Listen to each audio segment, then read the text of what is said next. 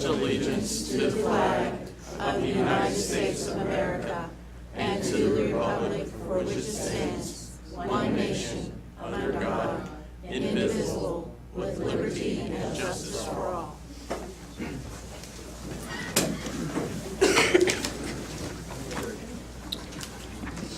All right, we'll move to approval of minutes for the November 29th, 2018 meeting.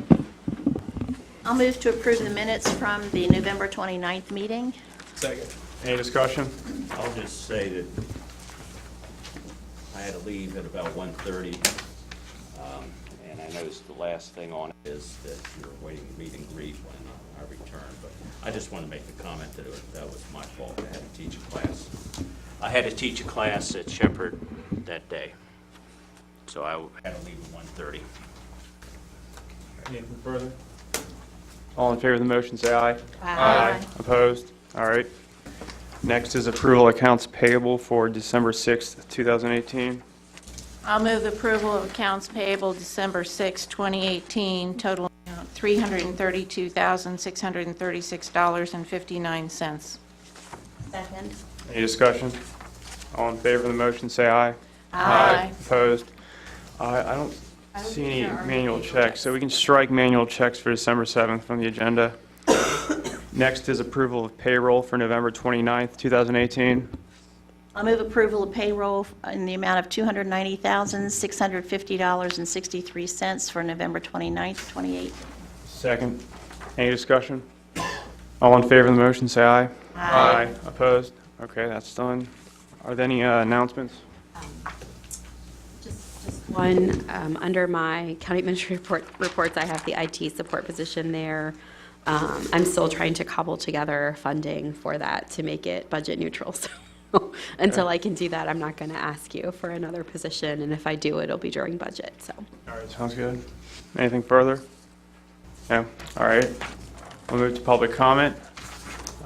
Diane Blust. Good morning, everyone. John. My name is Diane Blust. I brought a prop. Let me put this down. Some days I wake up and think I'm in the middle of a Laurel and Hardy movie where no one is on first. This is not good news for Jefferson County.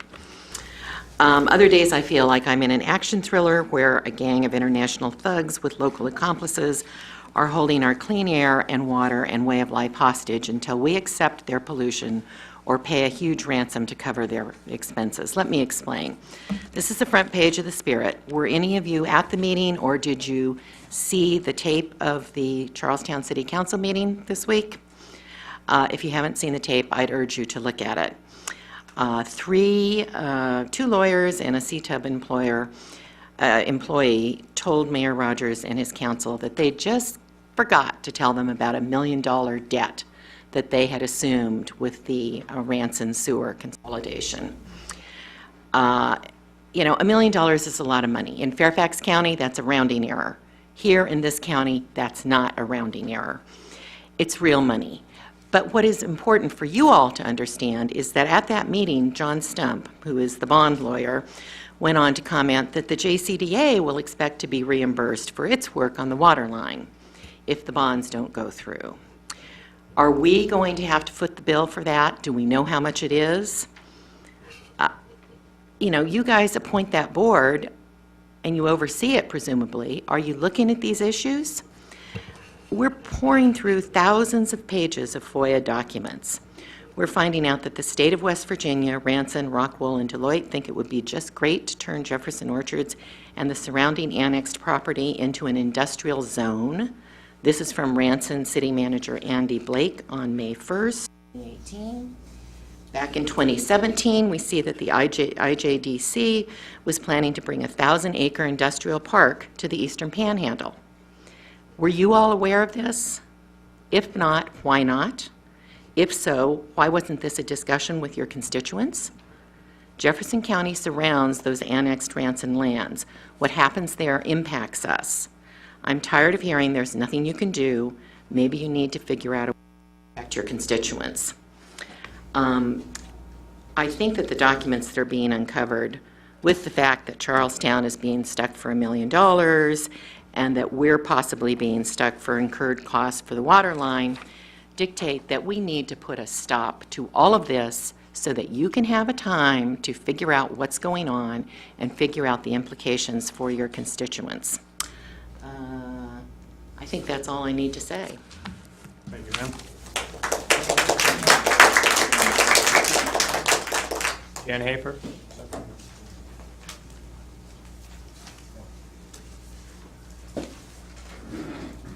My name is Jan Hafer, and I just want to make a short comment. I don't know who to, I guess I'm going to direct it to the whole commission, because I don't know actually who wrote this, but when I looked at the agenda this morning, when I came in, I looked at new business number 9 about the plaque, and it says, discuss options for tearing down and relocating the courthouse Confederate plaque. Now, language matters, and to use the words tearing down, which is not what we ever talked about in all of our discussions, and why not a neutral word like remove? I think it sets up that item for contentious and uncivil discussion. So that's my point, and I don't know if you can change correct this now that it's already out, but if you can, please substitute remove, which is a neutral word, for tearing down. Thank you.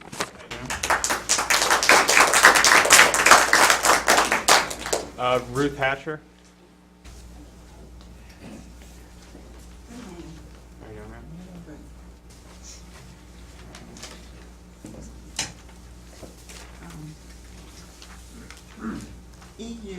EU Today News has been keeping up with everything that is going on in the county, and they are pretty much saying that Rockwool and the mineral fibers will be the next asbestos, and it's as bad as asbestos. And I would like to know if you would, if you knew information about this being as bad as the next asbestos or close to it, would you have approved everything? Eventually, I believe this will happen, that attention will be brought to this material, and I believe that in the future, at some point, there will be just as many lawsuits regarding asbestos will be on this product. Just like the opioid settlements, they say, are looking like the big tobacco settlements, because of course all big industries know what's happening in the future, but it takes years and years for things to finally shake out, and we know that. And are you going to be responsible when these lawsuits happen? Who will have to pay these lawsuits? Will the county, since you're aware that this is a possible litigation in the future if this turns out to be close to asbestos, who's going to be paying for that? Are we taxpayers going to have to pay for that again? And I'm just really impressed that Europe is watching everything that we're doing here. And they have a lot of concerns about the safety of the workers and the safety of their communities. And especially in Romania and France, they're protesting as well.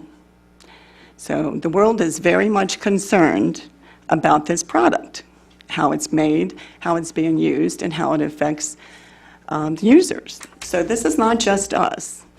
And I have been emailing Habitat for Humanity in Northern Virginia. And they have been using recycled blue jeans for the past 2 years. And that is a very non-polluting product compared to Rockwool. So you can actually buy this product at Lowe's and Home Depot, believe it or not. I was not aware that recycled blue jeans was made into insulation, but it's a very friendly product. And if you actually Google, and they've been actually recycling for 10 years, believe it or not. I was not aware of that. So there are much safer ways of doing insulation than Rockwool. It's not the only one. In fact, soybeans are also mentioned, believe it or not. So, and also paper products. But Thank you, ma'am. very much.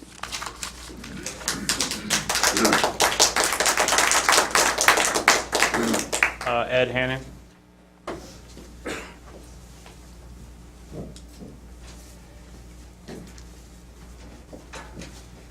Good morning, Commissioners. Ed Hannon, Charlestown, West Virginia. And I noticed that Mr. Kaiser is on the agenda today with an update for the JCESA.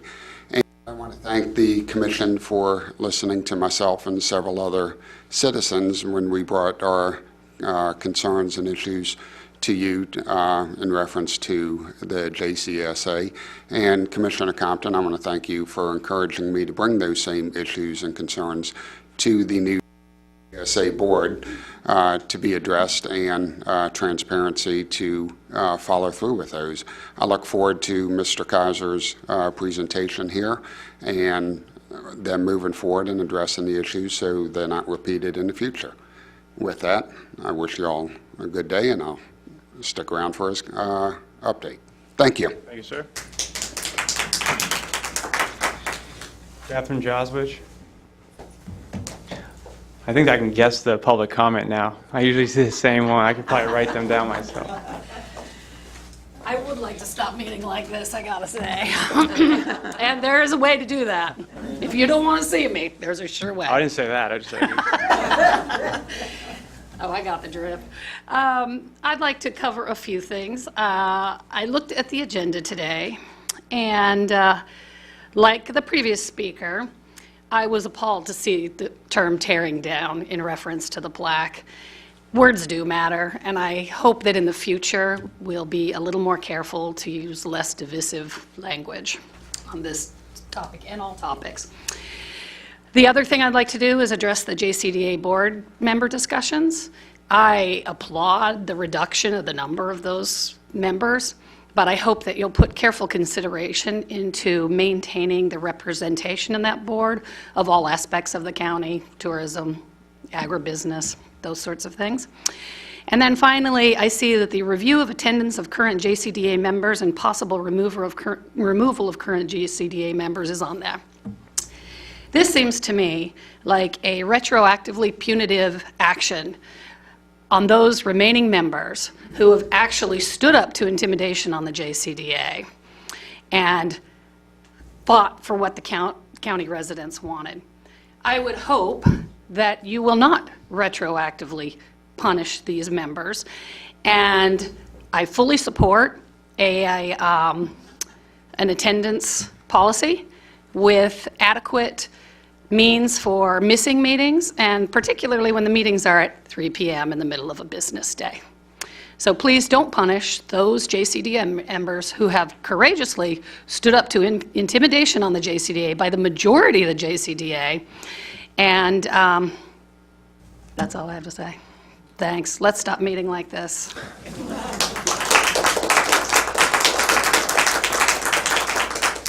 Mary Reed.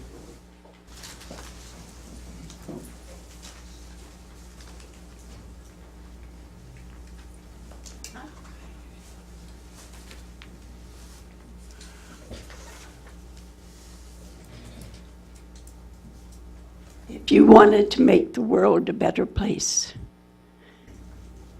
would you allow Rockwool to do what it wants to do? You've heard about particular matter, and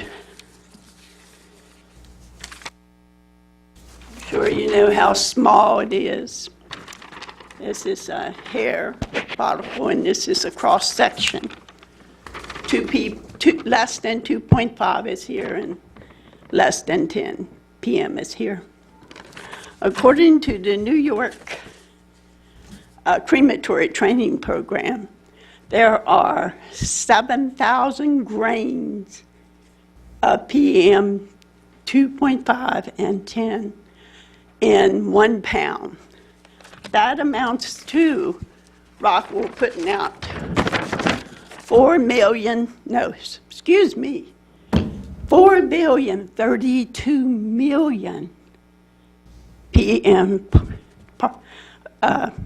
particular matter in 1 year.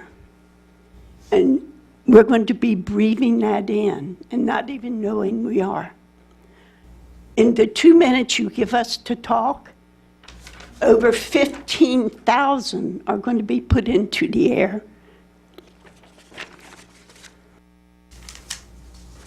So we're all going to be like this.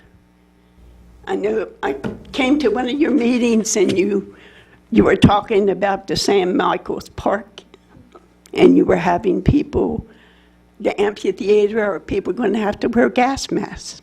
Thank you. I don't think that was yours. Oh, that's not me. Sorry. I heard a ding ding. I just think if you want to make the world a better place, we as individuals, and especially our representatives, need to stand up and say, let's stop the pollution. If you read the report about the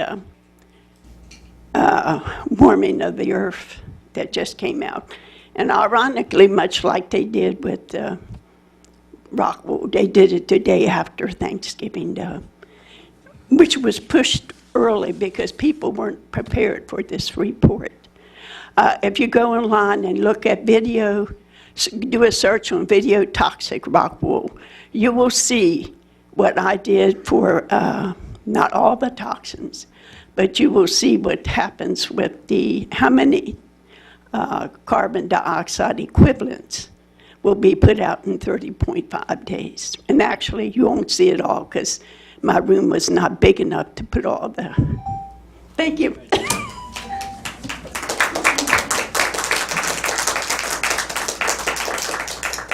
David Tabb.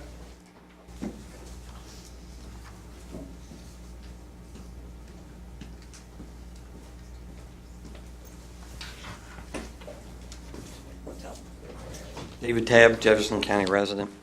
I kind of ditto some of the previous speakers on GCDA. It's sad that you're going to remove some people, or at least even talk about it, that you're going to remove people that stood up for the community. You never talked about it. We asked for it to be done previously, but only after 12 other people resigned, that now you're going to take a look at it. That in itself is just sad. If we're going to use the words tear down, why don't we put it to pollution? We're going to tear down any permit or tear apart any permit that has any pollution in it. I think that would be the proper place to put that. It's just a thought.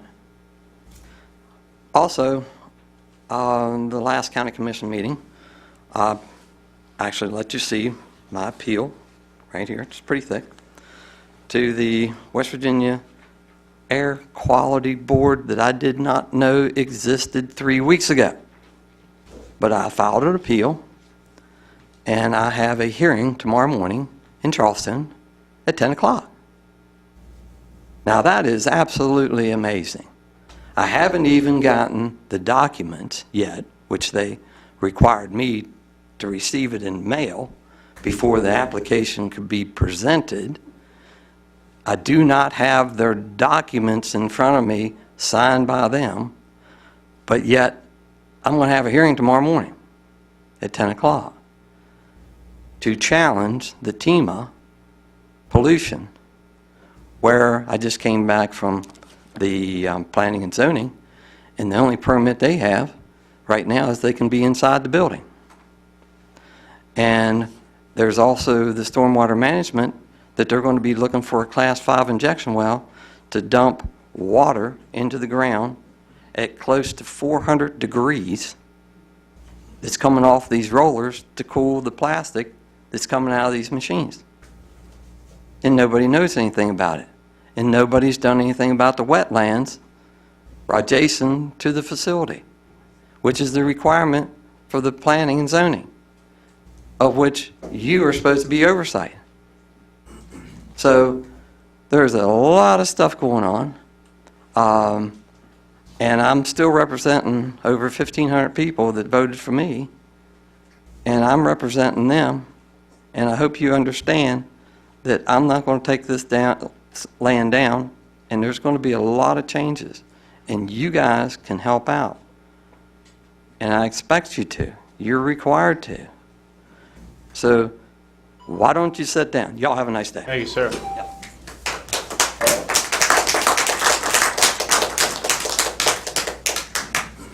Eleanor Finn.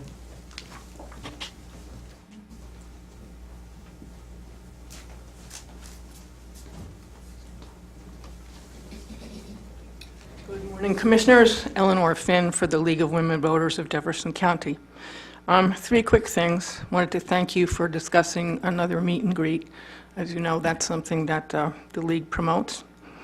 I wondered whether it would be possible at your next meeting for each of the commissioners to spend a couple of minutes updating everybody on the individual liaison roles that you have, regardless of the commissions or authorities or something. It would be difficult to do that in January because many of you will take on different positions. So that's a suggestion. And the third idea is, I didn't know whether you had set up to have a meeting with the congressional delegation sometime before, or the state delegation rather, sometime before they begin their session. So, you know, priorities together and let them know what they are. Thank you. Thank you, ma'am. Sarah Thompson.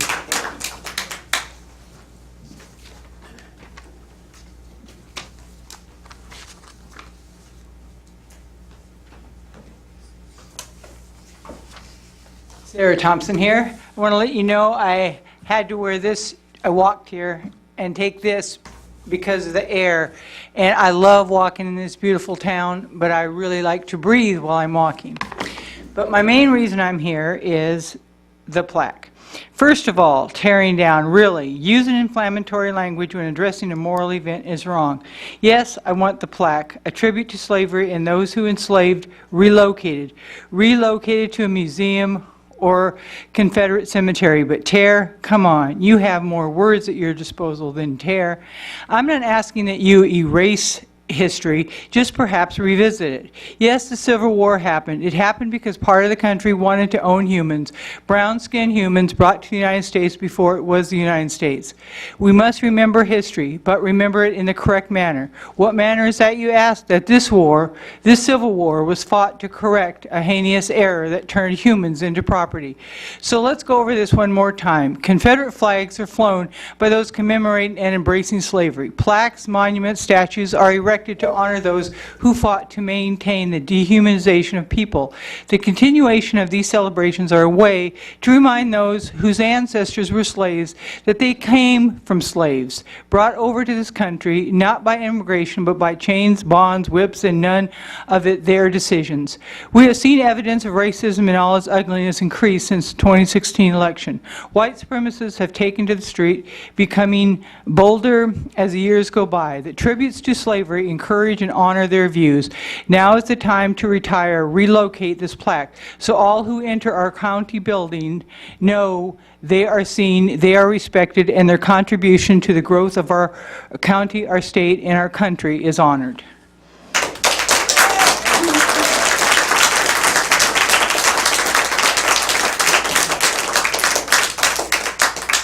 Okay, so I don't have any more on my list. Is anybody else here that wishes to speak? Ma'am?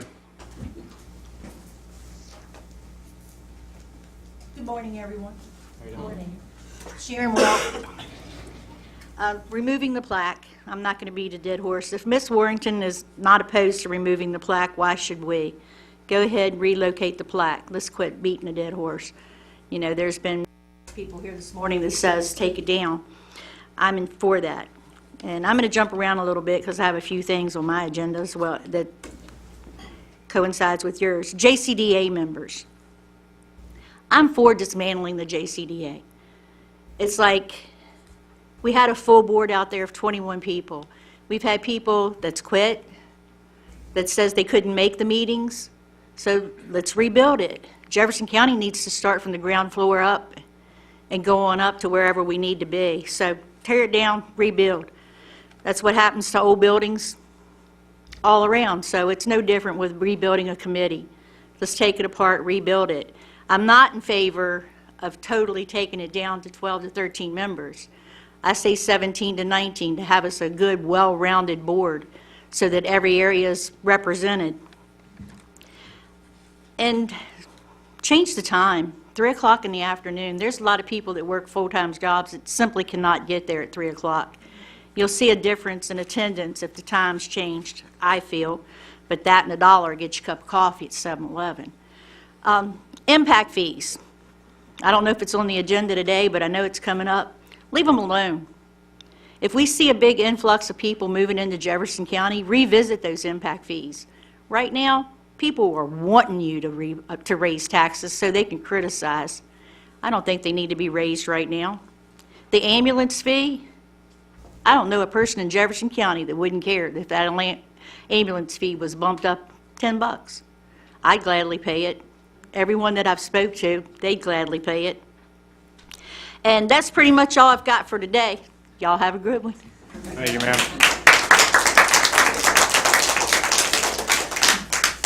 Is there anybody else that wishes to speak?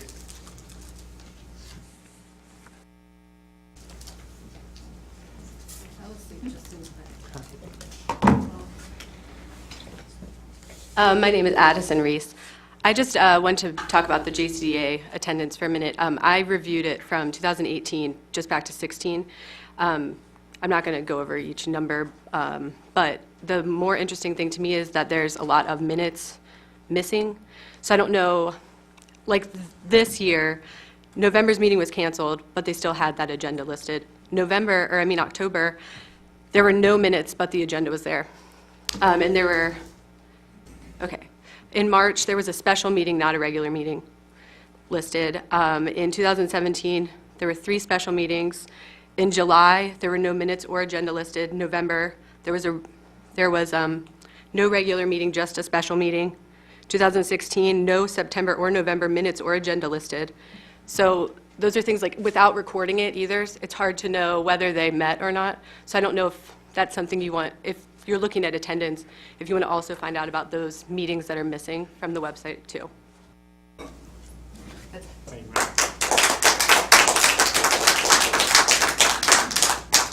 Anybody else? All right, if not, we'll move on. Number 1, Alan Kaiser, Director, JCSA, update for the commissioners. So I put this on there because I know Alan's pushing his year mark. We have a new commissioner here. We instituted a new class and comp study. I thought it would be beneficial for all the commissioners and community to hear what's going on, how that study is affecting the ESA as far as promotions, retention, et cetera. So I appreciate Alan and Bob coming today.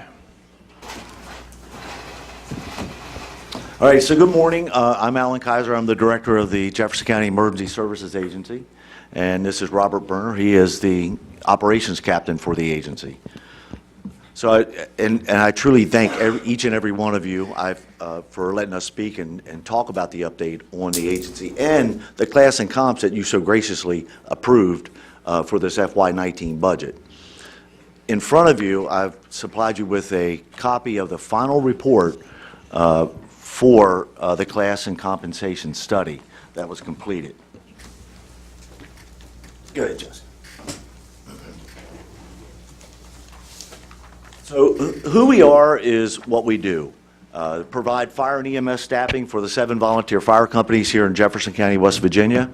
We primarily staff ambulances. We do have paramedics and EMTs that both do firefighting also. So we are a fire prevention unit. And as you'll see further as we go through these couple slides that we have to present to you, it's very unique for Jefferson County to have this because we're only one of 2 in the entire state of West Virginia that can do both out of the same agency.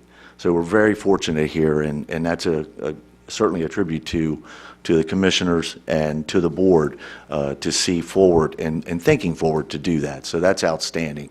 The group picture you see is a mixture of the full-time and part-time personnel. They had just recently attended some HR training, and we, at the same time, were promoting in October the breast cancer awareness program. We wanted to do something and give back to the community.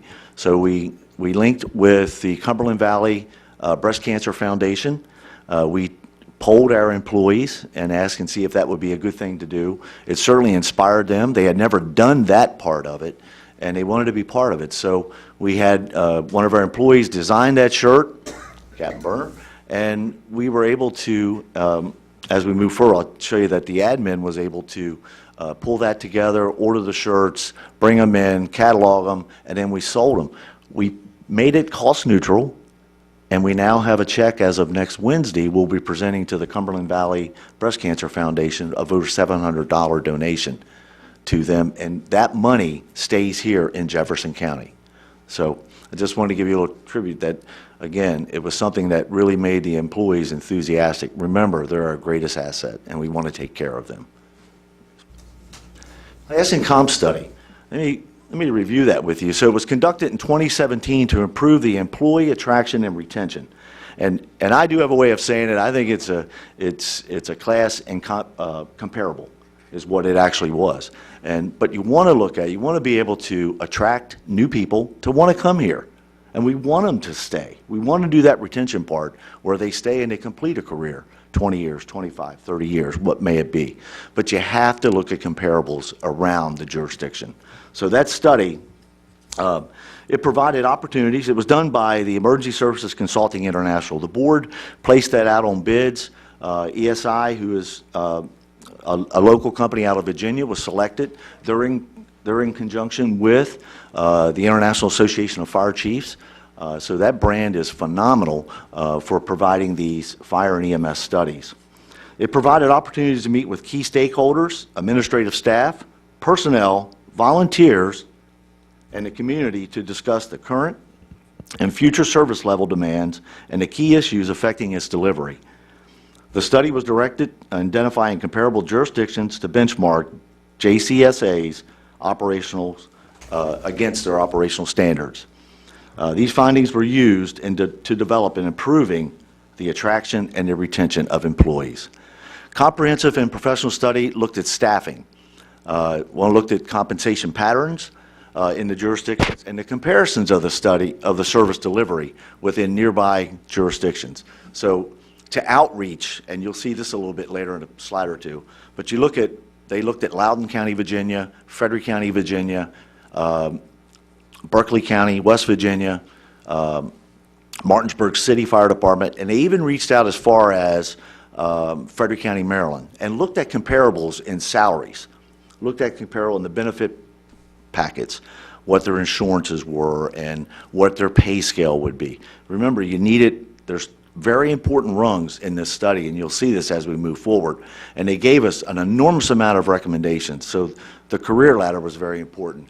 This study produced, and you can read later on that, 28 recommendations. Of the 28 recommendations, if you look at the chart to the right, 18 of these have already been completed. Remember, this funding did not start until July 1. It's coming out of this FY19, $136,000. Thank you, thank you. From that, there are also 4 that are in process now, and the remaining 6, I'm pretty sure I'll be back to see you in 30 to 60 days to talk to you about that. But we certainly want to look at funding and making those recommendations out of that study that cost $30,000. We wanted to make sure there was no dust on that study.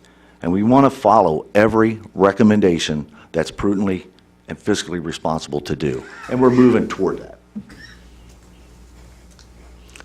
So you look at the highlights to this, the career ladder. 33 promotions since July 1st of 2018. That's both full-time employees and part-time employees. With that, and I'll just run through that, these are new positions. These are brand new entitlements, if you will, promotions. Firefighter EMT 2, 3. Firefighter EMT 3, 4 of them. Technician, 7. Technician was a level that was really spelled out in this study as you read through. It's extremely important to have someone trained at a higher level to operate this very heavy and expensive fire apparatus. Ms. Jane, you know where I'm at with this. You're talking about fire apparatus. I believe Citizens has a brand-new ladder truck that's over $1 million. Shepherdstown has one that's over $1 million. And fire trucks aren't cheap. And pumpers are around $600,000 to $700,000, and you have squads. But you really need to have someone trained to handle that apparatus if we're asked to drive it and operate it. They should know it, understand it, what's predictable about it, and operate it safely and effectively. And with that, we were able to create the technician position.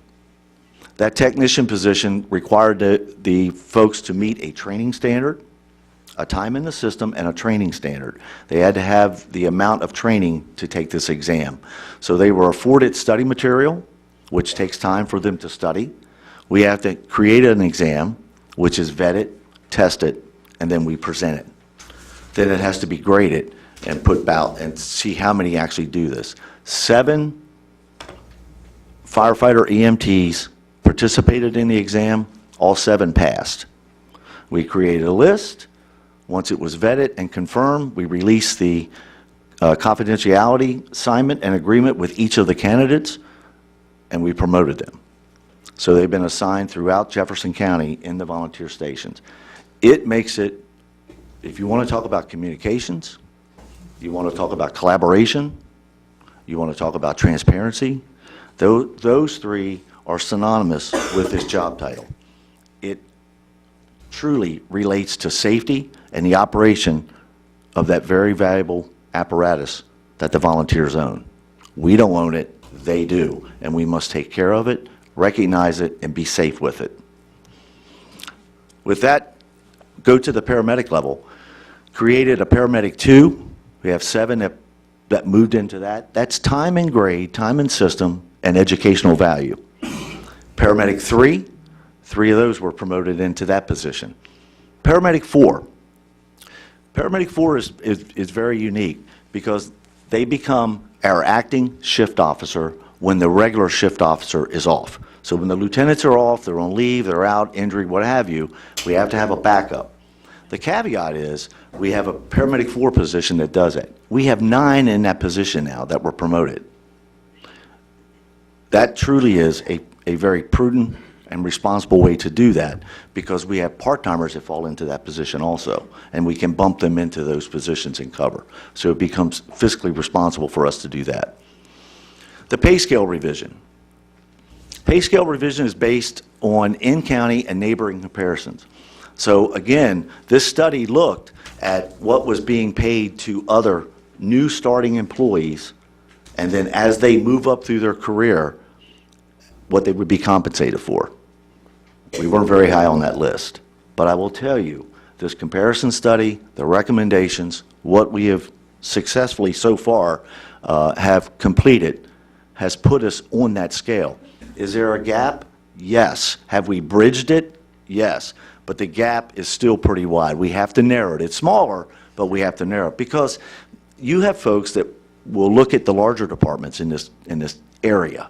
Fairfax County, Virginia, Montgomery County, Maryland, further down the road, Prince William County, and they look at and they're attracted to the starting pay, and they're attracted to what the benefits are in that package, what they can get. I think they forget about travel, but the biggest part is, you truly want to have these folks stay home and work in their hometown. So that gap still exists, but it's not as large as it was, thanks to this comprehensive study.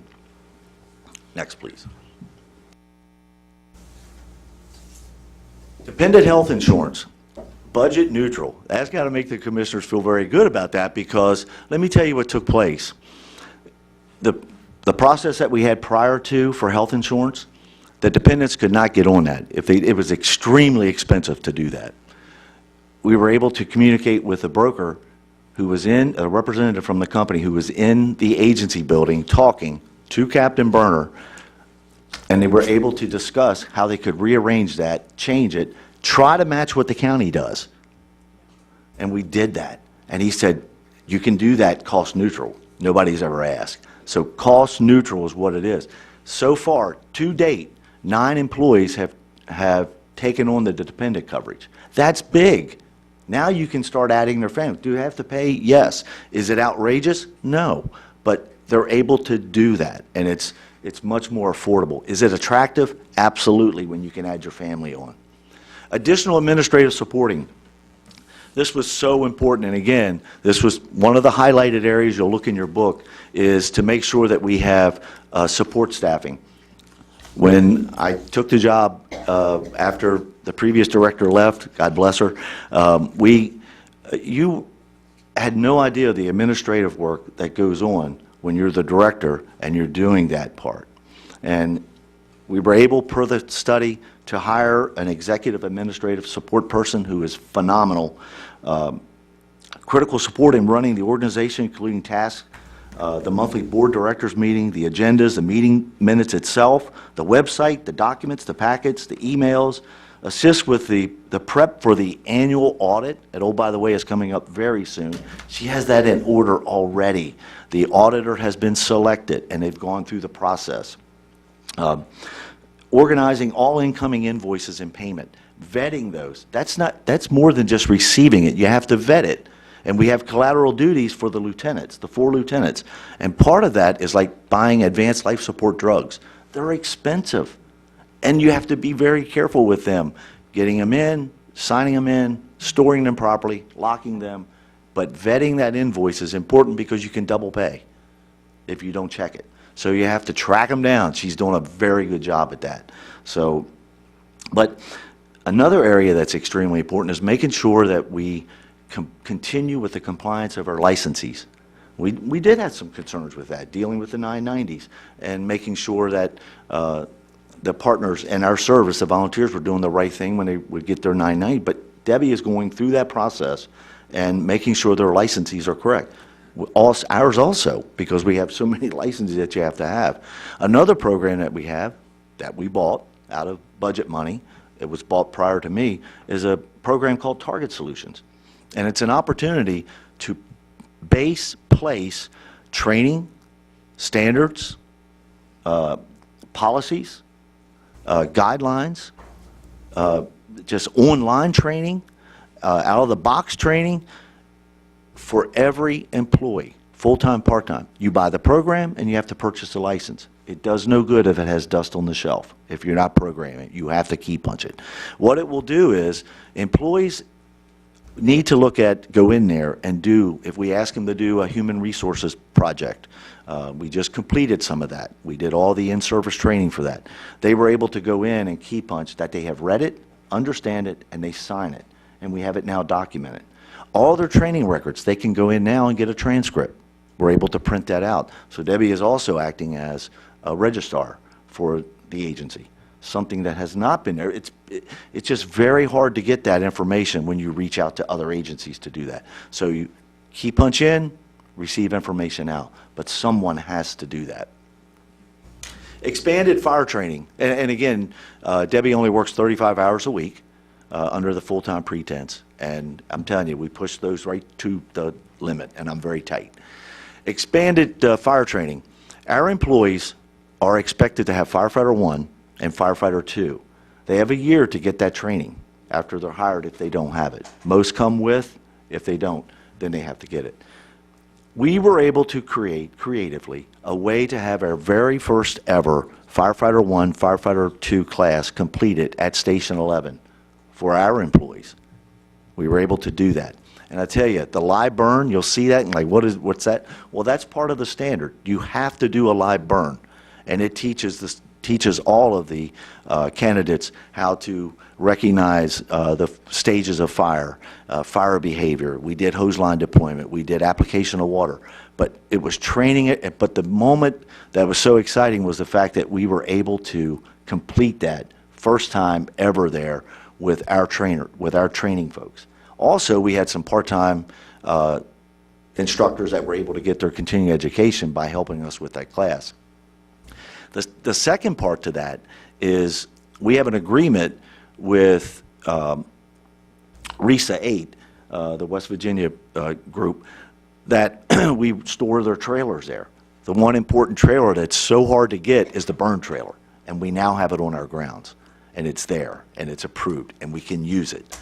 So those things move forward. Hazardous material, extreme important class. It's the operations to look out and see what you have. Not too long ago, up toward Berryville on Route 340 North, they had a pretty serious collision with a tanker truck carrying gasoline. You need to be able to recognize that and understand it. All of our employees have to get this class. We were able to provide that class, and we continue to move forward. DPO, what is that? Driver, pumper, operator.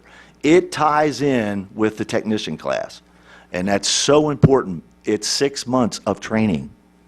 6 months, and it's labor intensive. It's a lot of hands-on. It's a lot of inspecting the apparatus and understanding the dynamics. So are we moving forward? Was this part of the highlight and recommendations? You betcha it was. As I move forward, you look at develop additional instructors. Continuing education.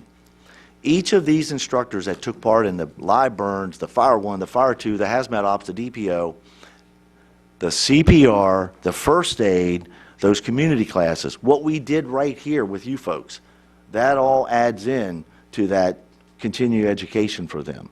When they go out and teach these classes to the community, they are able to get their training time. They must meet a standard every 3 years to continue on with their credentialing. Thank you. Yeah, thank you. No, you're fine. You're fine. Increased staffing, I already covered it. Increased staffing, and I want to go over that with you. So what we did is we were able to add 48 hours a week, each weekend, to 3 of the outerlying stations, Station 1, Station 6, and Station 7. They had no staffing on the weekends. They were preparing themselves to do that through their own budget process, but we were able to creatively to capture that, put an EMT firefighter, 1, in each station on Saturdays and Sundays. That's so important when you're down as far away as Middleway, or you're back on the backside of Bakerton. At the very least, they can get in that ambulance. They're trained in EMT, emergency medical technician, CPR. They have fire training. They can get there and do something. We talked about CPR, we talked about awareness. You weren't getting a certificate, but you're aware that when someone's down and they're oxygen deprived, you may get there hopefully within 4 to 6 minutes and start chest compressions and push oxygenated blood through someone. So that was the whole emphasis behind that. We're always leaning toward this peak time, and I know most of you have heard peak time, peak time, peak time. You have to. It lit up this morning. It lit up this morning. I was coming across the bridge at 6:30. The calls lit up, and there were 3, I believe, immediately, all before 8 o'clock. So it just starts to build and expands. We added 2 hours a day, 10 hours a week to Station 3. Station 3 was very unique. A couple things where their peak time kind of changes a little bit. It's earlier, 6 a.m., if you will. But they also have a cadre of volunteers that leave the county and go to work. So they're out of there by 5:30 in the morning. For whatever reason, Shepherdstown has these early morning calls. Creatively, through recommendations, again, we were able to add 2 additional hours to their day and do that. And we did it, and it's proven to help. So we're bringing in an EMT firefighter at 6 a.m. to cover. So it's just phenomenal work to get there, and I'm setting this up for us later when we talk about peak time in a few months. But early evidence supports the expected response time improvement. It's documented, it's online. Bakerton's 2-minute turnout time increased by 8.5% through just doing that movement. It increased. Again, it may only be one person, but they can get out and go. And that's on a 90th percentile turnout time, which was reduced by 4 minutes. In the fire department world, that's incredible. When you're in this world right here and looking at the National Fire Protection Association standards, 1710, 1720, that's incredible just to create that. But remember, they're out to shoot after dispatch, and they're getting on the scene, and we still have additional resources coming to supplement. Again, live, work, and spend your money here. We have to take care of the folks. So, the staffing increases since 2015 have helped reduce response time. Countywide, 2-minute turnout time has increased by 11% from FY18 through FY15 through FY18. That's on a 90th percentile turnout time, which improved 7 minutes. So it went, we actually saved it at FY15 to 6 minutes when you go into 18. So we cut a minute off. That was true statement months ago when this happened. That was a true statement. Now the data 100% supports that. So are we there yet? We're not there. We have a long ways to go to continue supporting these calls that we have. The call demand is going up. The seriousness of the calls are there. We're dealing with the drug stuff that we have within the county and surrounding. So we have to be very prudent and responsible to continue to improve that, and we do that through staffing. So community education.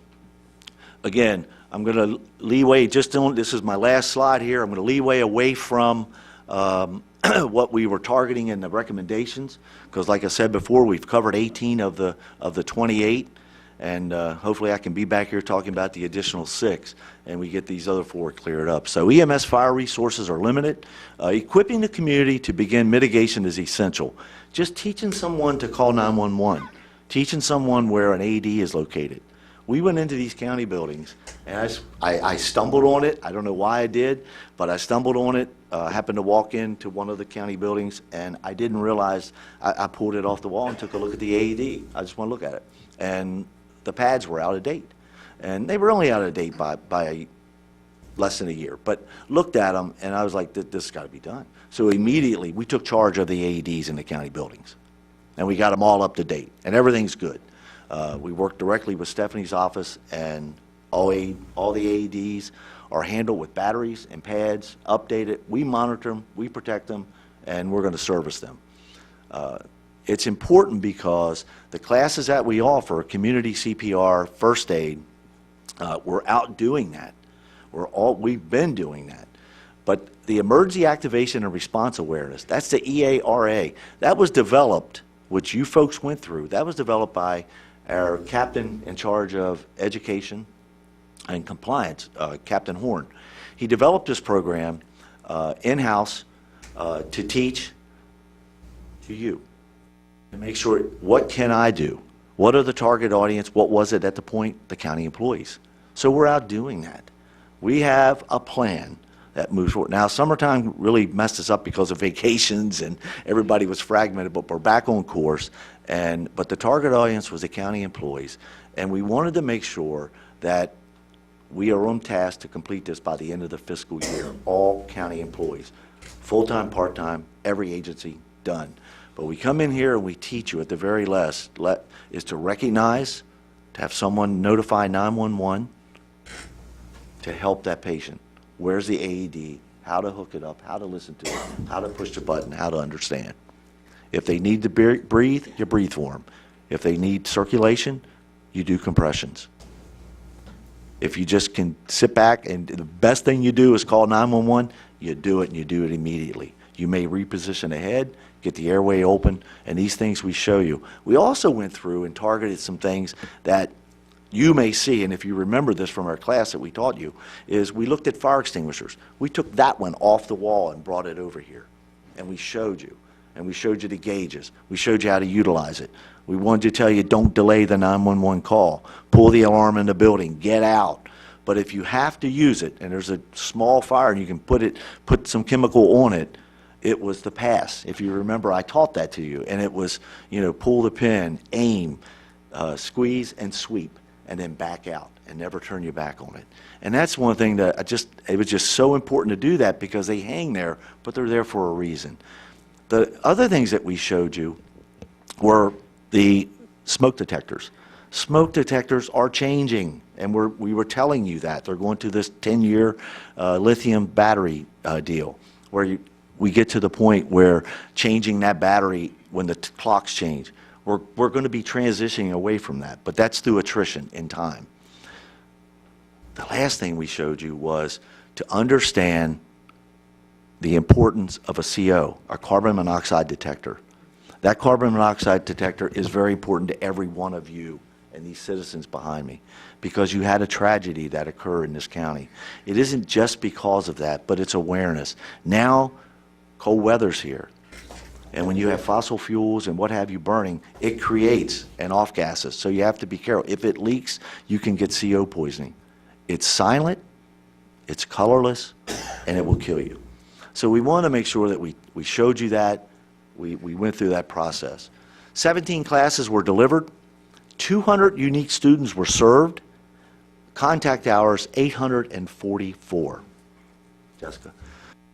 So that's my speech to you. I just want to let you know, I'm pretty excited about it. As you can tell, I'm hopped up because I know that we're moving in the right direction. This has been it's love of the work, and we're moving forward with it. Our workforce is together, and that's what we want to keep on doing because that's our greatest asset, and we want to continue to move forward and serve the citizens the right way, and this is what we feel is the right way. Our progress is exciting, but there's still more to do. Thank you so much for hearing me. I just want to thank you guys for coming out. I think it was very beneficial for everybody for an update, especially with the class and comp, et cetera. And just, I'm the ESA liaison from the commission and sit on that board, and Alan and Bob have done a phenomenal job with ESA staff. I mean, these guys are running overtime rates at like roughly 1%, which is unheard of, and consistently under budget. So it's nice to see the transition from the former director to the new director and how well things have gone thus far. And I expect to see it continue. Thank you very much. I appreciate the update. Thank you. Thank you. Thanks for having us. Thanks, guys. Thank you so much. I appreciate your time.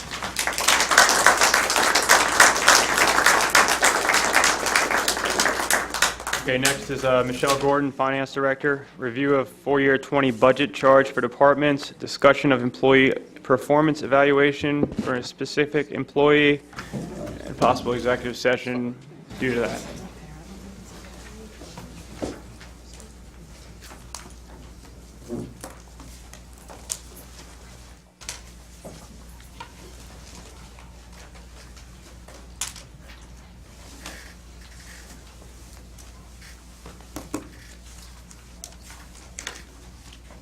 First thing that I'll go over would be the fiscal year 20 budget charge for departments.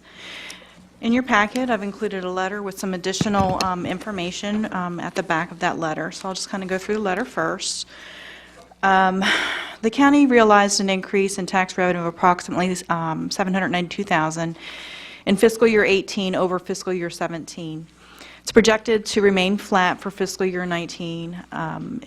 The projected increase for fiscal year 20, based on preliminary numbers received from the assessor's office, is about $496,000. Final assessment numbers are not available from the assessor until late January or early February. Preliminary numbers show that the assessed values for real property have increased by about 3.2% for fiscal year 20 over fiscal year 19. During fiscal years 2015 through 2019, the county realized an average annual growth in the assessable base of about 3.4%, with 1.6% of that growth being attributable to new construction. For projection purposes and years beyond fiscal year 20, I used an average growth of 3.5%. The levy rate, as you know, is driven by growth in the assessable base to existing properties. New construction does not impact that calculation. However, new construction does impact the final calculation of tax revenue actually generated, which would explain why we had an increase of about $792,000 in fiscal year 18 over 17. The county reached the maximum levy rate in fiscal year 19 for Class 2 levy. It was 28.6 cents per $100 of assessed value for fiscal year 19. Based on preliminary calculations of the fiscal year 20 tax levy rate, and due to the lower assessable base growth that we are experiencing for existing properties, I believe it will mean that our tax rate will remain the same at the max levy rate of 28.6 cents per $100 of assessed value. And I'll get into the levy rate calculations a little bit later. For fiscal year 20 and future year budget projections, video lottery revenue, I used a 2.5% decrease from fiscal year 9's projected revenue of $2.9 million. Fiscal year 20's revenue is estimated at $2.86 million. Future years after fiscal year 20 continue to reflect declines of about 2% annually. Recent years and future years do not indicate that the revenue source has stabilized, so we will continue to realizing decreases going forward. Table games revenue shows the same sort of decrease. Actually, although the percentage is higher, it's a much smaller revenue, so the percentage, although it looks higher, is actually smaller. 11.9% decrease from fiscal year 9's projected revenue. of $544,000 was used to project fiscal year 20's revenue of $479,000. Future years after fiscal year 20 continue to reflect about 5% decreases annually, and that may be a little conservative. Well, and I'm wondering too, as we get a little track record on the sports betting, how that will either enhance or take away from these two revenue sources. Correct. And we haven't seen We don't have a that. track record to know yet. Correct. Yeah, I've looked for that information and I can't find it anywhere. Somebody else have it. We get no sports betting money, so I mean. No, exactly. We don't, but it could take away from the Oh, pool yeah, of that's- Which would be why, there, a couple of years ago, it appeared to have stabilized, but Right. it's not anymore. So that could be why it has continued to decline. Yeah. Yeah. Yeah. Medical insurance expense for employees, based on discussions with our insurance representative last fiscal year, we should plan on continued increases for fiscal year 20 and future years. For projection purposes, the increase for fiscal year 20 is about 5%, which is $115,000. Plan changes can be made, and we'll go over that during budget season, to reduce that increase, and some of those potential changes are outlined in the budget charge items below. For employee salaries, I can't say enough, repeat what Mr. Kaiser just said a minute ago. Employees are our biggest asset. They're our best asset. Merit increases were implemented last year for full-time employees based on performance. In fiscal year 17 and fiscal year 18, across-the-board increases were given to employees of 3% and 1.2%. And then in fiscal year 19, we decided to realign our grade scale so that the minimum and ending had a 60% spread between the beginning of an employee's career and the end of their career, which would mean that based on performance, if the employee stayed in that position and did not change their position and continued doing everything that they were expected to do, they would receive approximately 2% a year to get to the end of their grade.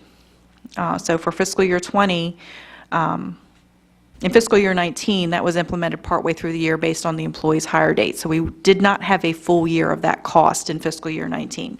Fiscal year 20, I did include in the projections a full year cost of $195,000. And in fiscal years 21 through 24 on the 5-year projection, I included 2% increases for that. And then the last part of employee salaries is cost of living adjustments. We have not had cost of living adjustments regularly in a number of years for employees. What cost of living adjustments do is they readjust our salary scale also so that we are keeping up with surrounding counties and surrounding jurisdictions. If we are not adjusting our salary scale to keep up with the cost of living adjustments that others are experiencing, we will not be able to attract new employees or retain good employees. So I do recommend that in fiscal year 20 and future years that we include cost of living adjustments for our salary scale.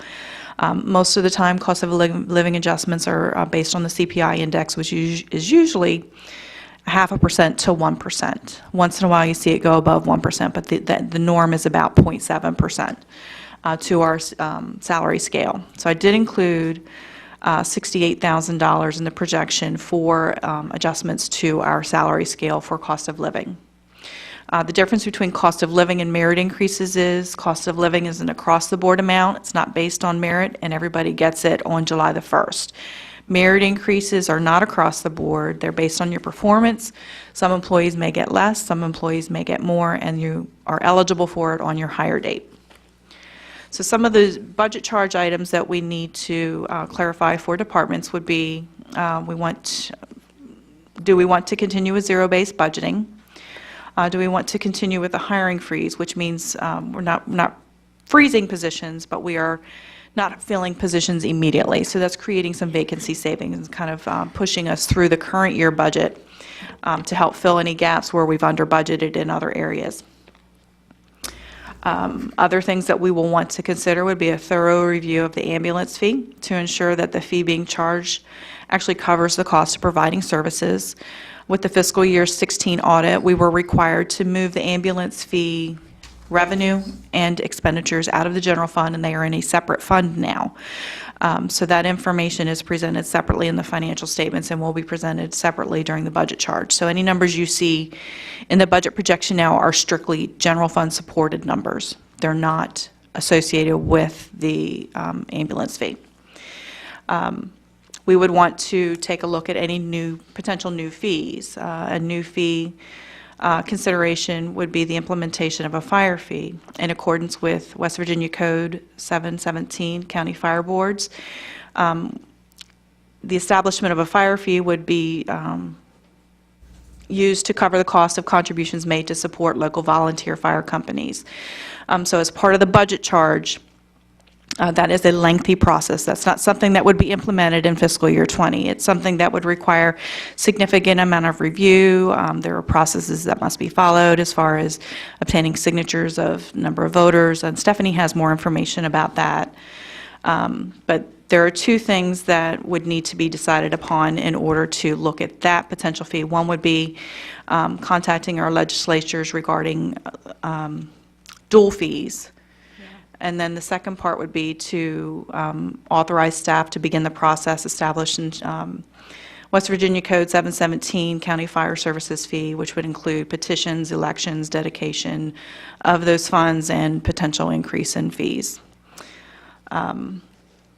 Budget charge items, all, of course, every year will include employee COLAs, merit increases, medical insurance plan revisions. On page 3, I've included the fiscal year 20 budget process calendar. I did add an item on there for February the 5th, Tuesday evening Budget 101 session at 7 p.m.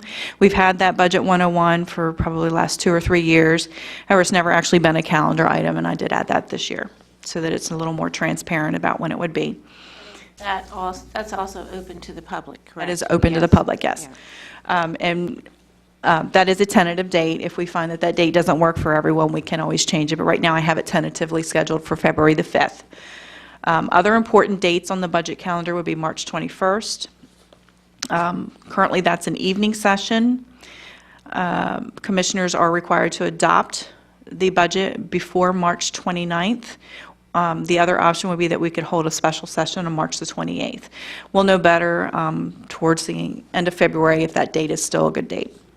March 28th, again, we're required, the budget must be published by March 28th each year in the local paper of record. And then on April the 16th, commissioners must reconvene and consider any objections and proceed with the laying of the property tax levy rates. By regulation, this must be done by April the 16th, which is the third Tuesday of April. We normally do that at a 9:30 a.m. meeting. On page 5, I begin with the projections for fiscal years, our 5-year projection.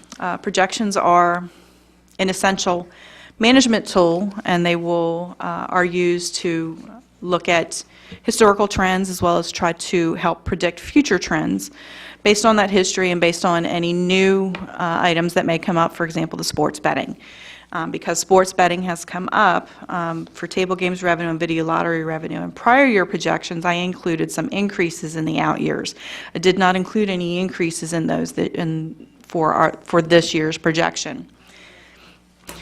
Some changes to the projection that I added this year that were not there in prior years. If you look below taxes, hotel occupancy, some of the bigger revenues, I included the actual increases right below it, the percentage increase for the actual years as well as what I used for my projection going out into the out years. So for tax revenue, we experienced a 4% increase in fiscal year 17, a 6.2% increase in 18.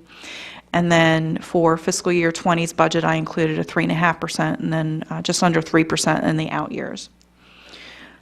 For any of the smaller revenues, and there's a new column now, it says projected change in the center there. There is a percentage between fiscal year 19 and 20 that shows you the percentage increase that I actually used for 20 and for fiscal years 20 through 24, so there's no confusion.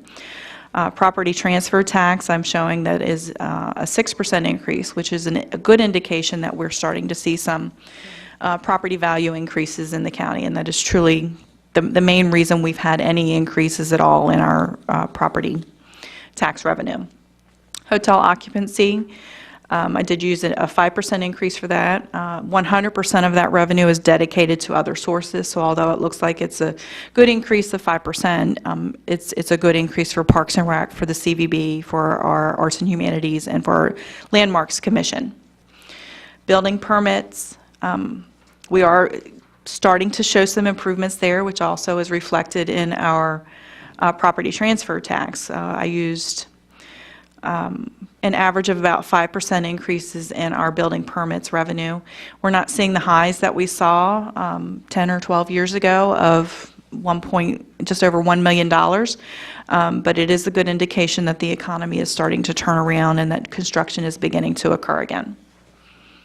911 fees, I kept that at a slow and steady pace of about 1% in the out years. And then our franchise agreements also at a slow and steady pace of about 2 to 1%.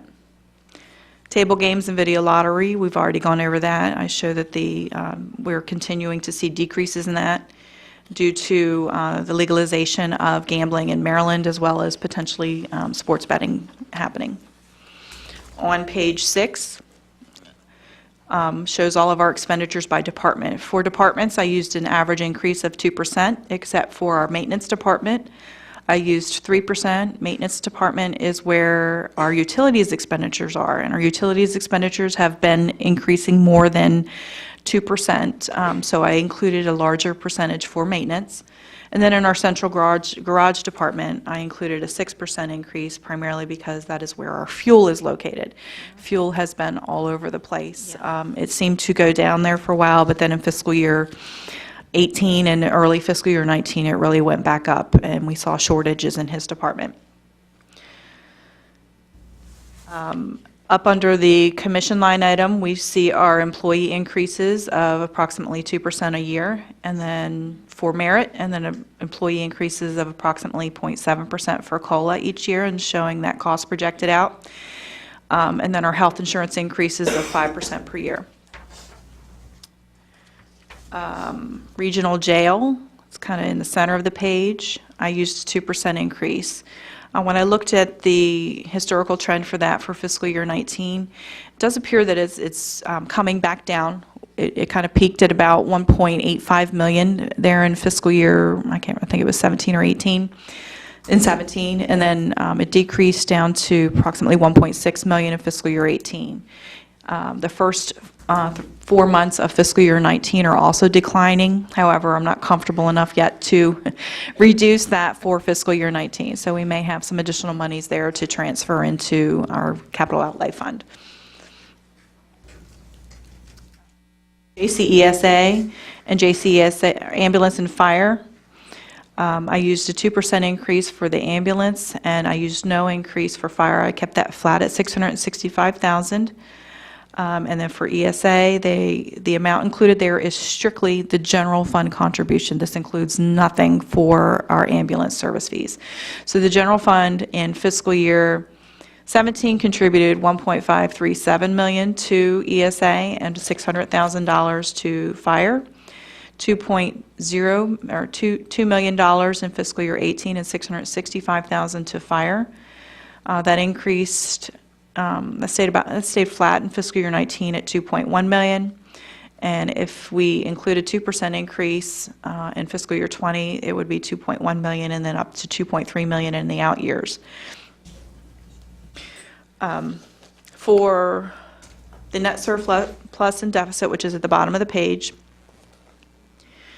at the end of fiscal year 19, we should have a net surplus of about $40,000. And that was based on our original projection. Fiscal year 20, if we include the revenue increases based on historical trends and the expenditure increases based on historical trends, we will have a net deficit of $178,000 in fiscal year 20. Projecting that out, this is just for operating. This does not include any of our transfers out to our capital outlay fund. Projecting that out to a continued net operating deficit in fiscal year 24 of $240,000. On page 6, we include our transfers from and to other funds, and this is where you'll find our transfers to our capital outlay fund. Back in fiscal year 16, the commission decided that it wanted to reduce its reliance on gambling revenue in the operating fund because we had experienced such a dramatic dramatic decrease in revenues from that source. So fiscal year 17, we were able to transfer $1.39 million to the capital outlay fund. Fiscal year 18, we were able to transfer $971,000. Fiscal year 19, based on projections for revenue and expenditures so far, I estimate that we will only be able to transfer approximately $350,000. Our original budget was $601,000. Now, if we wanted to continue reducing our reliance on gambling and transferring that money, that revenue source, to our capital outlay fund, we would need to transfer $730,000 in fiscal year 20 to the capital outlay fund, and then up to $1.4 million in fiscal year 24 to our capital outlay fund. And you can see at the bottom of the page what that does to our ending fund balance. For fiscal year 20, if we transfer that full $730,000 and we expect to receive an operating deficit of $178,000, our ending fund balance would be $4 million, which is only 15.78% of our operating fund balance. Our fund balance requirement based on our county policy is that we maintain 16.67%, which is just about 3 months, with our goal being 20%. So if we don't do more to increase revenues or reduce expenditures, we will not be able to maintain our fund balance policy. And then if you go on out to the out years, by the time we get to fiscal year 24, based on the trends that we're currently seeing for revenue and our trends for expenditures, our ending fund balance will be a negative $1.5 million. And that, of course, means we have no money. Just one general comment. I mean, these are all based upon assumptions, though, which will be hashed out during budget time. I mean, each of those years. Correct. Just so from an accounting perspective, I mean, yes, to the public, yeah, these look atrocious, but that's what budget's for, and there obviously are going to be cutting of expenses and potential increases in revenues somehow. Correct. So, I mean, Correct. these look awful, but these aren't going to be the actual Well, things I mean, that occur. and if you want to look Not at to it say in you're wrong to No, project that. no, but if you have, there's another way to look at this as well. If we're not investing in our capital outlay needs, if we're not investing in replacing our equipment, if we're not investing in repairing and maintaining our current buildings and infrastructure, then we will at one point face potentially a $5 to $10 million deficit because we may have a major building repair that needs done or major building replacement that needs done. I spoke last year about the potential need for a future bond financing to help bring in funding to support our capital needs. However, you still need to pay that back eventually. Without increasing our revenue sources on the operating side, affording our capital needs will not be able to be done at all in the future. One last thing, as far as like increasing revenues, essentially is raising taxes, though. So I mean, any increase in ambulance, fire, or bonds are essentially massive tax increases to residents. Not necessarily massive. The fire fee in most other counties is similar to the ambulance fee, would be $35 to $50 typically for most residential. That's not a massive increase. Increasing the ambulance fee to help make that actual department a little more self-sustaining, that would require a massive increase, but it's not something I would ever recommend doing in 1 year. It's something that I would recommend phasing in, which I recommended last year, phasing in over several years, most likely 5. Just from an individual standpoint, no, I'm looking more of a county overall. I mean, say there was a fire fee at $50. What is the net effect of tax increases on the county? Could that be a net increase of $3 million on county residents? That's what I'm trying to... No, $50 would generate about $700,000 in revenue. That's all. So yeah, that's what I was looking for. So Yeah, it wouldn't generate $3 million. It would generate about $700,000. Maybe a little bit more, but definitely less than $1 million.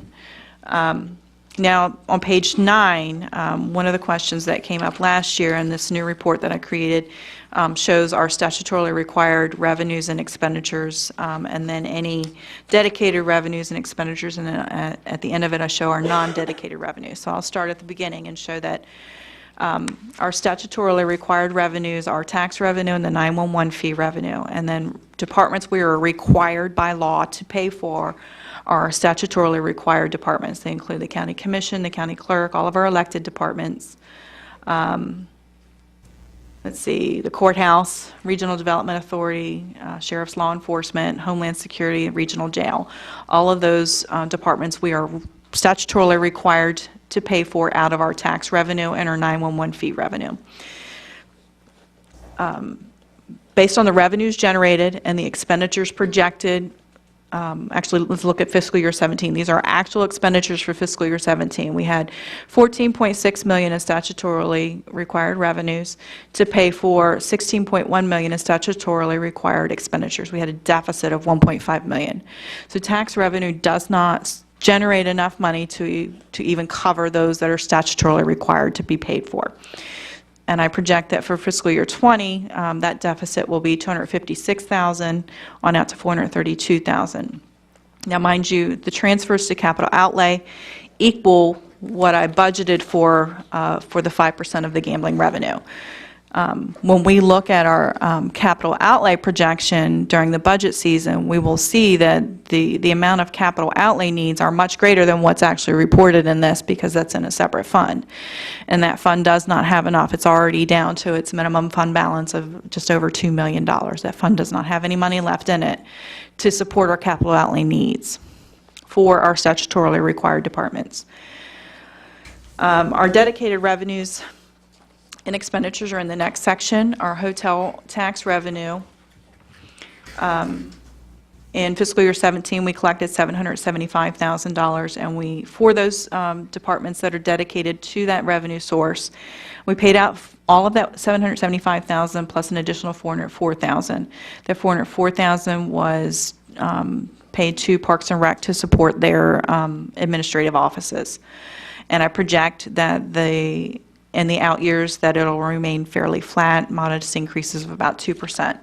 The 5% increase is related solely to hotel motel tax. Our permit fee revenue, in fiscal year 17, we generated $252,000. I estimate by fiscal year 20 we'll be up to $357,000.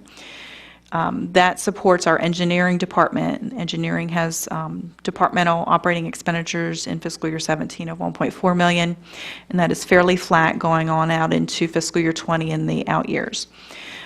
They have a net deficit of $1.1 million. That's a little misleading because they do also collect our impact fees, and impact fees are in a separate fund, and they collect, I believe it's just over $1 million a year. They're pretty close to breaking even with their building permit fees and their impact fees. On page 10, other dedicated revenue sources that we have would be our sheriff's service of process and our assessor's valuation fund. Our sheriff's service of process, those are fees that the sheriff collects, and he typically uses those to supplement his operating budget and purchase uniforms for his employees and for process servers. He does not spend more than what he collects, so it is 100% used for the sheriff's office. Assessor's valuation fund, this is where our assessor actually transfers money over to the general fund to help cover approximately 6 or 7 employees in her department. And she's not required to do that. She also purchases vehicles and equipment and training out of her assessor's valuation fund to help supplement what her department needs. We appreciate her doing that. Yes. Our non-dedicated revenue sources include table games and video lottery revenue and all of the other revenues that I have listed here. In fiscal year 17, we had $7.2 million in non-dedicated revenue sources, and I show that is remaining flat at about $6.9 million going into fiscal year 20 and in the out years, primarily because we're seeing decreases in our gaming revenue. This also supports the Commission's decision back in 15 or 16 to reduce its relying on gaming revenues in the operating fund because it's not a reliable source of funding for operating expenditures. Then on page 11, this shows our non-dedicated revenues and expenditures. Our employee increases, of course, are discretionary items, so they're included in here as non-dedicated revenue sources. emergency services expenditures, although they are extremely important. They are not statutorily required to be paid for out of the general fund. Therefore, they have no dedicated revenue, and they have and they're considered part of our non-dedicated revenue and expenditure sources. They are also the largest expenditure item in our non-dedicated items, even though they actually have in-code funding sources available to them, which would be the ambulance service fee and the fire fund fee. Back in the 70s, I believe, the state recognized that counties and towns were not able to afford to pay for those essential services out of tax revenues, so they developed other funding mechanisms, and those would be those ambulance fees and the service fee and the fire fees.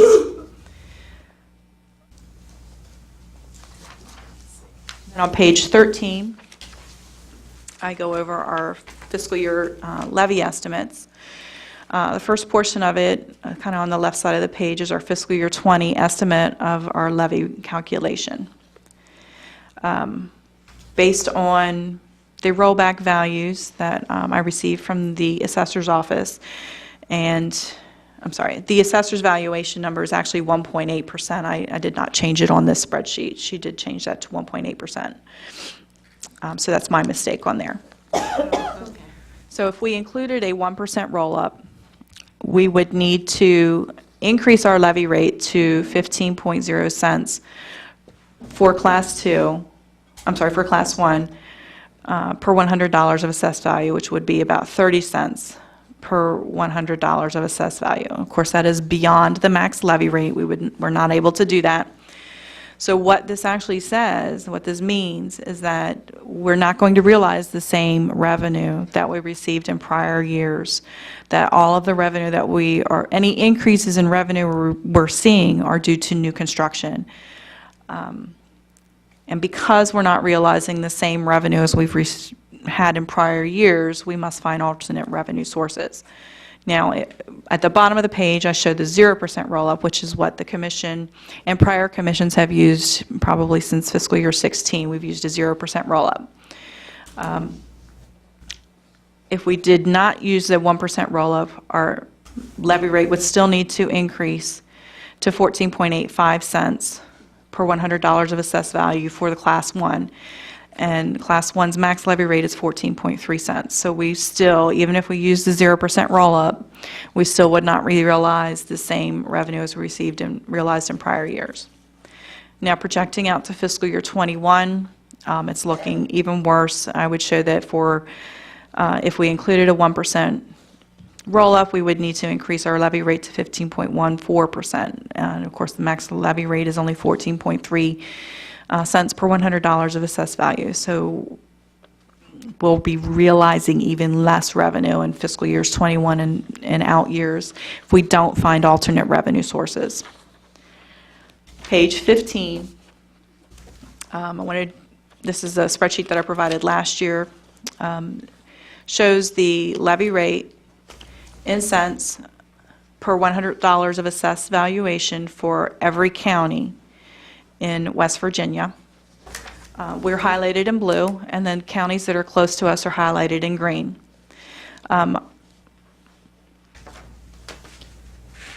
It also shows you those counties that have excess levies for fire, ambulance, county services, and other services. Majority of other services included libraries, parks, rec. County typically included law enforcement and things of that nature. So in fiscal year 19, 37 counties reached the max levy rate. We were one of them, compared to 34 in fiscal year 18 and 31 in fiscal year 17. So the fact that we reached the max levy rate is not something that just Jefferson County is having a problem with. All of the counties in West Virginia are having this issue. Total counties with excess levy rates were 28, and 22 of them actually had fire and ambulance excess levy rates. Now, this does not include counties that have fire and ambulance fees. For example, Berkeley County at the top here, They don't have an excess levy rate, but they do have fire and ambulance fees. And I believe that the majority, if not all, have either a fire and ambulance excess levy or a fire and ambulance service fee. To that point, I mean, Jefferson's an interesting county. I mean, the affordability here is quite higher than the rest of the state because of our location. And I would argue that our competitive advantage to our surrounding counties in Maryland, Virginia, is the taxes. So we need to be conscientious of where we're going with tax structure because it's already very unaffordable here for younger families. And the trade-off based upon the amenities we have here is astronomical. The commutes, et cetera. I mean, we want younger families to move here. So if we just consistently think about raising taxes, they're not going to come. And So I that's think- just one thing we need to make sure we're taking into account going forward. I think the other side of that would be that people would argue that many of the people that live in this county are commuters. It's a bedroom community. They have higher incomes, and affording an additional $70 a year for an ambulance and fire fee is pennies to them. Well, I mean, just from my perspective as a millennial, a young family who actually did the exact opposite and went from the city suburbs to the rural areas, I mean, I'll just be frank, a lot of people move out here because of the low cost of living. I mean, it's not a lie. So there is a break-even point where younger families are not going to want to move out here and do that nasty commute and forego the amenities. So we need to just be conscientious of that. I agree. I agree. And then looking at the minimum and maximum levy rates, in order to determine what our actual homeowner is paying, we need to look at the max levy rate because the county's portion is just a small portion of what they're actually paying. For Jefferson County, the average homeowner is paying $117.48 per $100 of assessed value, with gosh, I didn't calculate the percentage, but it probably 70% of that is going to schools. The county doesn't see any of that money. The county has no control over any of that money. The county has no control over budgeting that money or approving any of those expenditures.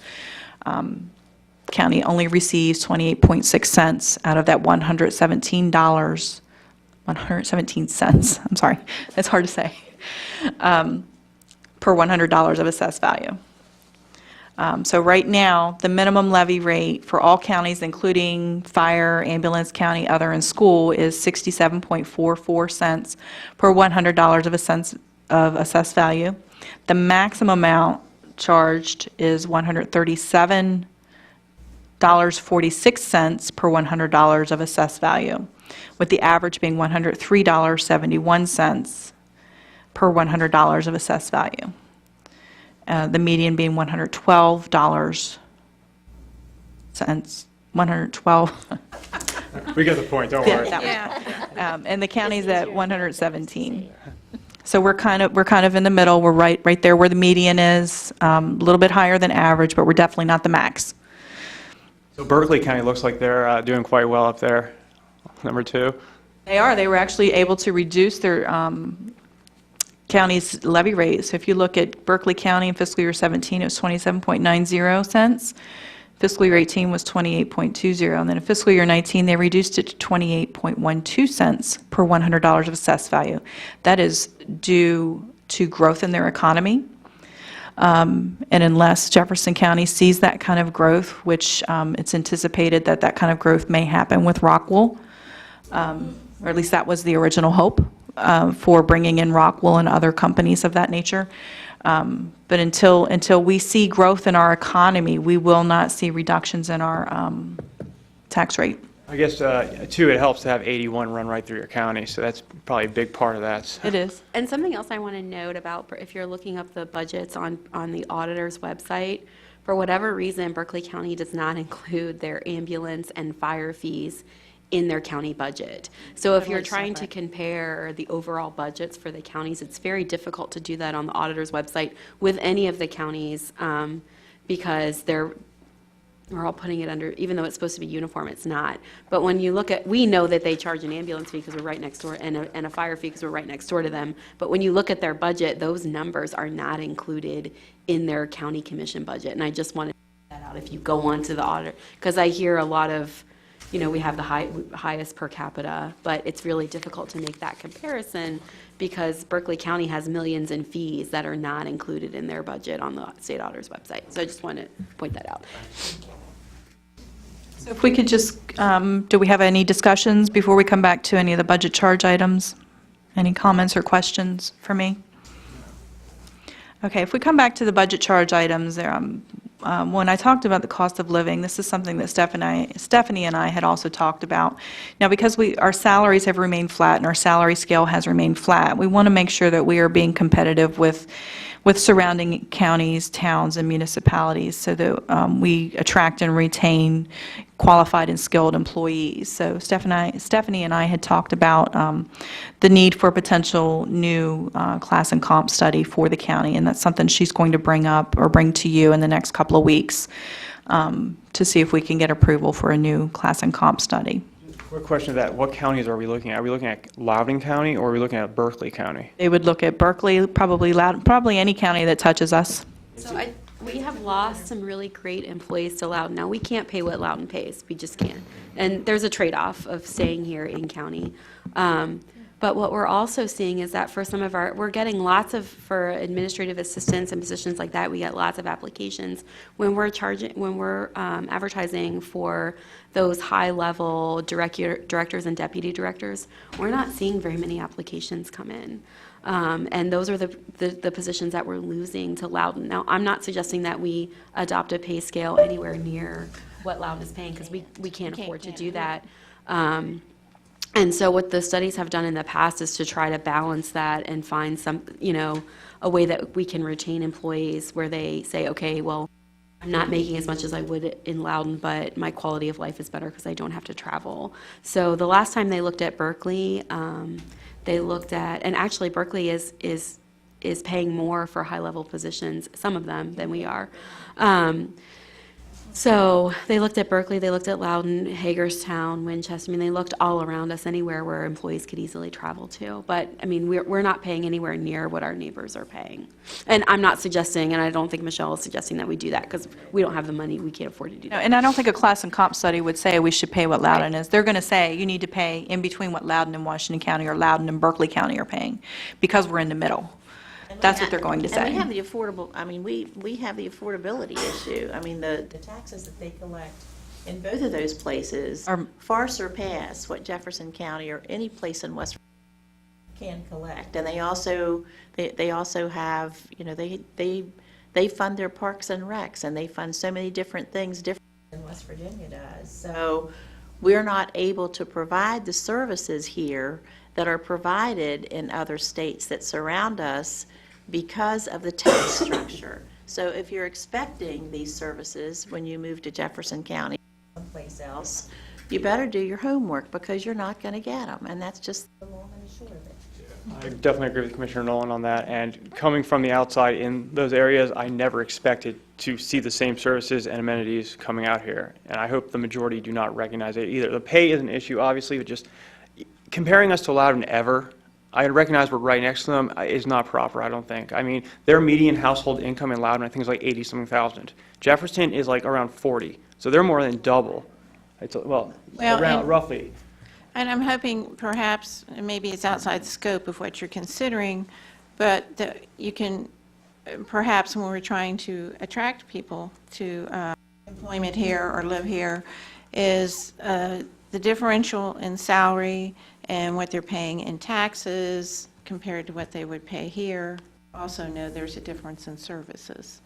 But Loudoun's got lots of great stuff, but you're paying for it too, through taxes. You're making more money, but you have to decide what you want to give up. The employees that we've lost are just commuting. Yeah, and the cost of commuting, yes. And, It's about a $5,000 cost per year, probably. About a $20,000 increase in pay. Right, exactly. So it's worth the few extra hours and the cost associated with the travel. Why we're losing them. It is. Drive time. I looked a lot better a few years ago before doing that drive. So. You looked a lot better.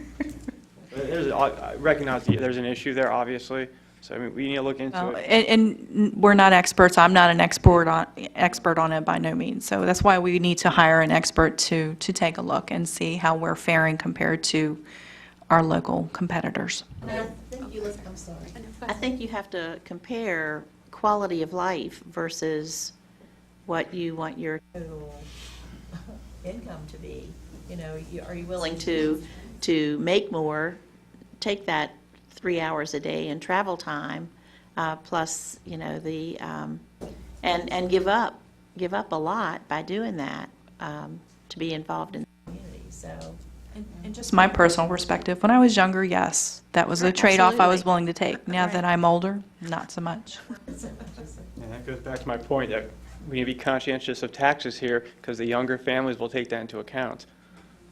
Well, I'm sorry. Okay. Go ahead. You're more important than I am, so you I'm go ahead not. and say it. I just wanted to note when we're talking about comparing jurisdictions that when Loudoun County just did a salary study, they're in the midst of implementing it or trying to navigate the recommendations of the consultant. But they did contact me to see what our pay scale was, and I told them I didn't understand why they were including us, and he said, "You're a neighbor, and we want to know." So they looked at what we were paying.